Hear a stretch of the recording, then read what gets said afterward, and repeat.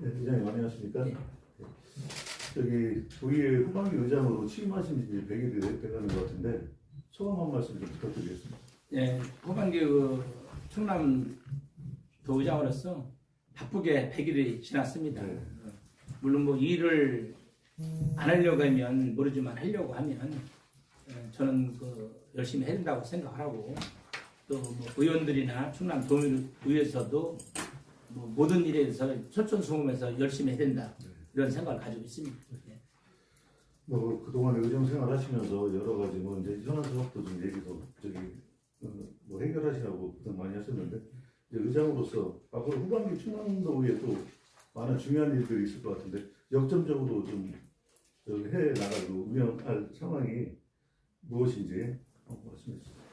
이제 뭐 저희 이제 의회나 이제 의장으로서 이제 우리 도의원들은 이제 물론 전 뭐 도에서 지사님이 하는 여러 가지 현안 사업이 잘 될 수 있도록 뒤에서 올바른 건 도와주고 옳지 않은 것은 좀 비판도 하면서 도움을 줘야 옳지 않나 이런 생각을 갖습니다. 그래서 저는 평상시 소신이 우리 충남도에서 충남도 도의원으로서 도지사나 집행부에서는 그런 예산은 특별한 하자가 없으면 적극적으로 도와주면서 문제가 있는 예산을 좀 질타하고 또 삭감을 해야 된다 이런 생각을 갖는데 지금 우리 도에서 이제 김태형 지사가 역점적으로 하는 사업이 농업의 스마트팜 그런 현안 사업 또 이제 직제 개편을 하면서 인구 증설하는 인구 과도 이번에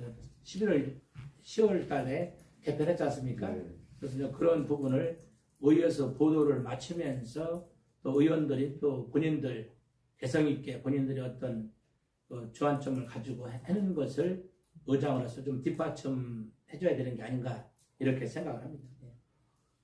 의장님께서는 그 취임사에서 의회 변화와 혁신을 강조하셨는데 구체적으로 좀 말씀해 주신다면 어떤 건가요? 네, 저는 좀 이런 거라고 봅니다. 뭐 의장이 이제 건의보도는 지금 전 우리 의장단, 상임위원장 제가 이제 그런 모임을 별도로 했었고 또 역대 최초로 부위원장 모임도 제가 했어요. 내년에 좀 계획이 지금 후반기에는 주로 충남 도정학과 관련돼서 워크숍을 했다 그러면 저는 충남 교육도 소홀해서는 안 된다. 그래서 교육청에서도 워크숍을 부위원장들 개최를 했고 또 내년에 이제 신년도에는 의장단 부위원장들을 워크숍을 지금 계획을 하고 있어요. 계획을 하고 있고 그동안에는 아마 이제 역대 의장들을 모실 적에 점심을 하고 이렇게 보내드렸는데 저는 그 어르신들이 점심 한 끼 드시러 오고 도에 이렇게 오시라고 하는 것은 좀 결례다. 그래서 저는 집행부한테 1박 2일을 계획을 하려 해서 처음에는 집행부에서도 이제 안 해본 거니까 상당히 의아했어요. 참 저도 많이 올 줄 몰랐는데 전원이 다 왔어요. 13일 1박 2일 세미나를 했는데 너무 좋아하셔 그분이. 어떻게 보면 제가 10년 후에 그 모습이 그분들의 모습이 될 것 같고 그런 느낌이 들고 또 그분들의 어떤 고견 또 이런 걸 식사하면서 듣고 시간적 여유가 있으니까 그분들 역대 의장들이 너무 다 좋아한다는 걸 느꼈어요. 거기서는 이제 아마 유병국 의장 말고는 아마 거의 대부분이 정치에 은퇴한 분들이고 당을 떠나서 저는 제가 현 의장으로서 그분들한테 고견을 듣고 언제든지 말씀을 좀 주시고 하면 제가 어떤 충남의 정책에 반영을 하겠다 이렇게 또 말씀을 드렸습니다. 그래서 이제 그런 어떤 의원들 간의 워크숍 또 여기 직원들하고도 이제 간담회 도청하고도 국장들하고 제가 간담회 이런 부분을 통해서 이게 이제 의회와 공무원들하고 대화를 하게 되면 의장으로서 안 될 일이 저는 없다고 생각합니다. 그러면서 우리 상대당 민주당 의원들한테도 저는 똑같이 됩니다. 모든 거를 할 적에는 똑같이 균등하게 하고 그분들이 제가 식사 자리도 가서 언제든지 얘기해라. 또 이제 애로사항 있으면 얘기해라 이렇게 해서 민주당하고도 제가 어차피 여의도 정치는 저렇게 싸움을 하고 여러 가지 주민들에 의해서 피곤하게 하는데 지역 정치만이라도 저는 당 상관없이 그분들을 배려하고 소통하고 이렇게 하면 문제가 될 게 없다고 그렇게 생각을 합니다. 또 붙여서 최근에 그 세종시에도 시장과 그 시의회가 예. 청량이 좀 대립해서 예. 관심행동도 하고 그런데 예. 그래서 저는 전 그 세종시 부분이 안타까운 게 뭐 아시겠지만은 2014년도 저희가 그 당시도 전 저희 보수당이 다수당했었고 네. 민주당이 그 소수당했지만은 안혜정 지사가 도의사를 했어요. 네. 저는 그때도 항상 그 얘기를 했어요. 우리가 당이 틀리다 그래서 지사님이 하는 일을 좋은 거면 도와줘야 되고 좋지 않은 거는 어느 정도 타협을 봐서 예상 삭감이나 또 지사를 설득하는 게 중요하다. 근데 이제 무자백에 이번에도 본 의장의 아는 바로는 상임위에서 통과된 예산을 얘기해서 잘랐어요. 그런데 그러다 보니까 얘기가 거기에 그 세종시 의원들 민주당 의견이 아니라 국회의원 의견이다. 그러면 저는 그랬을 적에 누군가가 한 명이라도 나서서 우리가 그 지방 정치를 국회에서 국회의원들이 좌우지지해서는 안 된다 이런 사람이 있어야 되는데 없다 보니까 얘기를 해서 이제 그 예산이 잘리고 하다 보니까 상당히 그 있을 수가 없는 거다. 국비가 들어오는 거고 거기서 얘기하는 거는 왜 26년도 지방선거 전에 4월달에 했느냐 이렇게 얘기를 한대요. 물론 조금은 일리는 있죠. 근데 26년도 지방선거, 27년도 국회의원 선거, 대선 28년도 국회의원 선거 있잖아요. 그거 따지면 할 수가 없어요. 그래서 이제 좀 그 부분이 꽃방내미가 우리 태안도 있기 때문에 양쪽이 시너지 효과를 하면 이거는 상당히 효과적인 게 되는데 충남 의장으로서 좀 그런 부분을 안타깝고 세종시 의장한테도 제가 그런 부분을 전국 의장단 할 때도 제가 간단하게 도리 대화가 있었길래 제가 그런 얘기를 했습니다. 근데 이제 뭐 거기다 보니까 좀 안타까움만 가지고 있는 거지 좀 제가 할 수 있는 거는 좀 한정돼 있다 보니까 좀 답답하고 저렇게 정치하면 안 되는데 이런 생각이 듭니다. 지금 충남도도 뭐 지금 저출산 고령화로 인해서 각 시군이 지금 몸살을 앓고 있어요. 사실 인구 소멸로 인해서 의장님께서 생각하시는 이제 돈의 주요 현안이 무엇이고 또 의회에서는 이를 해결하기 위해서 어떠한 노력을 앞으로 하실 것인지 얘기 좀 해주세요. 이제 제가 이제 의장으로서 이제 우리 지사님한테 이제 건의도 드리지만은 실질적으로 이제 김태흠 지사님이 농업 부분이나 이런 인구 이런 그 돌봄 이런 걸 천안서도 이제 1호로 이제 돌봄 그 정책을 실현했는데 김태흠 지사님이 그런 부분은 상당히 적극적이고 홍도 있는 정책을 또 합니다. 돌봄 정책을 거기서도 실시하고 운전 출산 장려 정책 직원들한테 사일제 근무라든가 이런 부분을 저희도 이제 적극적으로 그 부분은 이제 지사님이 원하는 대로 적극적으로 뒷받침을 해야 된다.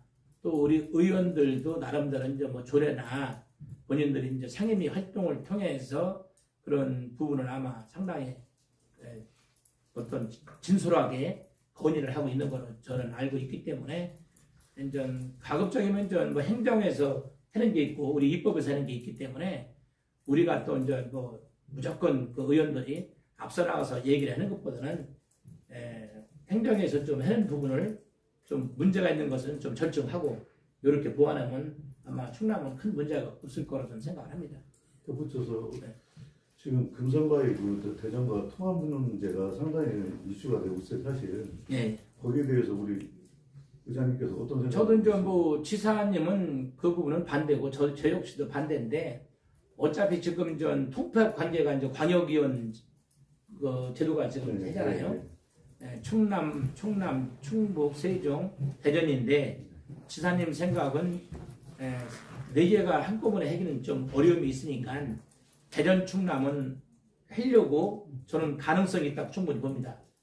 그러면 그 부분은 자연적으로 이렇게 좀 해소가 되지 않느냐 저는 그렇게 봅니다.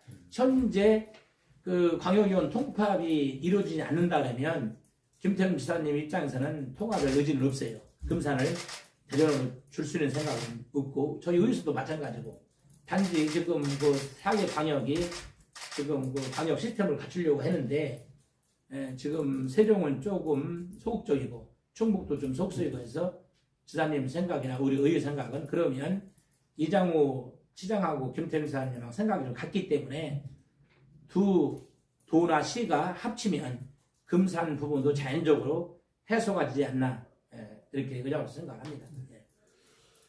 우리 도민과의 소통 강화가 가장 중요하다고 의장님께서 계속 줄곧 강조하셨는데 구체적으로 어떤 노력이 필요하다고 생각하시는지 말씀해 주세요. 그래서 저는 전 의장으로서 어떤 단체든 간에 비서실 연락이 오면 시간이 이제 허락하는 범위에서 짜가지고 만나는 게 단체든 뭐 예를 들어 봉사단체든 모든 단체가 옛날에는 좀 그런 부분이 좀 의장님을 만나려면 좀 그 어떤 권위적이랄까 그런 부분이 있었지만은 저는 제가 시간이 되면 다 만나려고 합니다. 또 지금 현재도 단체나 또 어떤 봉사단체 또 본인들이 시군별로 애로사항 있는 이런 부분을 저는 청취를 하고 있고 청취할 적에 행정에서 오셔가지고 또 듣고 왜냐하면 행정하고 단체랑 1대1로 만났을 적에는 이 갭이 있는데 저랑 같이 소통할 적에 얘기를 들으면 행정에서도 오는 과장이나 팀장들도 상당히 이해를 빨리 하고 또 본인들이 들었던 거랑 상반된 부분이 많이 있다 이렇게 봅니다. 그래서 저는 소통은 제가 일단 의회에서 다양한 분들을 누구든지 뭐 어떤 그 순차를 두지 않고 모든 사람들이 원하면 저는 지금 현재까지는 안 맞는 적은 없어요. 시간이 겹쳐서 안 맞는 적 있고 또 오시면 가급적이면 저는 뭐 점심이라도 이렇게 모시고 하려고 노력을 하고 있고 그러고 인해서 분위기도 좋고 의회가 그동안에 조금은 권위적이고 좀 멀었다 그러면 지금은 좀 가까워지는 이런 역할을 제가 하고 있습니다. 도민 소통 강화를 위해서 지원비는 상담소를 지금 운영하고 있잖아요. 예. 근데 이제 일각에서 예산 투입에 대비해서 효율성이 떨어진다는 지적이 있습니다. 예. 개선 방향이 있는지. 예. 그래서 이제 그 부분은 지금 이제 시행한 지가 이제 뭐 3년 차인가요? 우리 3년 차 정도 되기 4년 차인가 3년 차 되기 때문에 지금 말씀대로 국장님 말씀대로 좀 실효성이 얘기를 많이 했죠. 그래서 저도 우리 홍보 담당관한테 실질적으로 이게 필요한 게 예를 들어서 이제 천안 아산은 천안 같은 경우는 비례대표 빼고 11개 지역이란 말이에요. 근데 3개가 있어요. 사무실이. 아산은 의원이 6명인데 사무실 2개 있고 이러다 보니까 이제 당광제가 있다 보니까 또 이 사무실의 필요성이 문제 있을 수 있어요. 그래서 제가 지금 추진하는 건 뭐냐면 그나마 이게 이제 그래서 제가 소통이라 그러는데 저는 천안에서는 제가 누가 만나자 그래서 식사자 그러면 민주당까지 다 불러요 저는 한꺼번에. 그러니까 그런 게 적이 없어요 적이. 근데 아산만 해도 선이 쳐 있어요 아산만 해도 민주당하고 선이. 그것은 누구 잘못도 아니고 본인들 잘못도 있지만은 시스템 잘못이 아닌가 이런 생각을 가져요. 그래서 저는 그런 소통이 중요하다. 그렇지만 천안 아산은 이 세가 비싸잖아요. 그죠? 근데 일본 이해가 가는 게 태안이나 서천 같은 경우 보면 특히 태안 같은 경우는 정광석 부의장 지역은 안면도고 유니시는 시내고 그러니까 이게 시내 쪽으로는 정광석이 갈 일이 별로 없어요. 그래서 제가 이제 우리 홍보 담당관하고 어떻게 했냐면 우리가 있는 돈에서 효율적으로 쓸 수 있는 게 뭐냐. 그것은 쉽게 얘기해서 태안 같은 경우 지금 하나가 사무실이 있는데 월세를 지원해주고 거기서 간식비를 커피값이나 이런 거 지원해주잖아요. 그러면 사무실을 만약에 하나씩을 지역별로 원하면 사무실을 하나씩 주고 거기에 딸리는 부수적인 비용을 빼면 이 가능해요. 그리고 실질적으로 의원들이 자기 사무실이 필요해요. 저는 천안에서 옛날부터 도인을 전 개인 사무실 둔 사람이에요. 왜냐하면 제 손님이 많기 때문에 민원이 많기 때문에 거기서 같이 쓰는데 천안갑에서는 같이 써요. 5명이 3명에다가 비례대표 2명까지 같이 썼어요. 그러면 내선임만 오다 보면 거기 다른 사람 일을 못 봐요. 그래서 저는 제 개인 사무실을 오후에 개방을 하는데 거의 의장회견은 풀로 차요 이게. 그래서 지금 우리 홍보 담당관도 그 부분에서 우리가 태안을 한번 먼저 해보자. 근데 이제 돈이 더 들어가서는 국장님 안 되잖아요, 그죠? 네. 더 들어가지 않는 선에서 충분히 한번 태안을 모델캐스를 한번 해보고 또 지금 시골 지역이 더 문제가 돼요. 이게 이제 뭐 서천 같은 경우도 양쪽에 떨어져 있으니까 하나잖아요. 그럼 각자 두는데 거기에 두는 상담소 아줌마를 빼고 다음에 간식비도 지원하지 않고 월세만 지원해 주는 거예요. 그래서 이제 실질적으로 사무실 운영을 필요할 수 있게끔 한번 해보자. 몇 개 지역을 이렇게 했는데 지금 좀 그런 부분을 좀 국장님이 좀 이해해 주시고 조금 저도 이제 그 부분을 제가 임기 중에 활성화시킬 어떤 방법을 투표해라도 돈 더 안 들이고 의원들이 만족을 하고 의원들은 1인 1개를 주는 거를 아마 원할 거예요. 근데 돈은 한정돼 있잖아요. 그죠?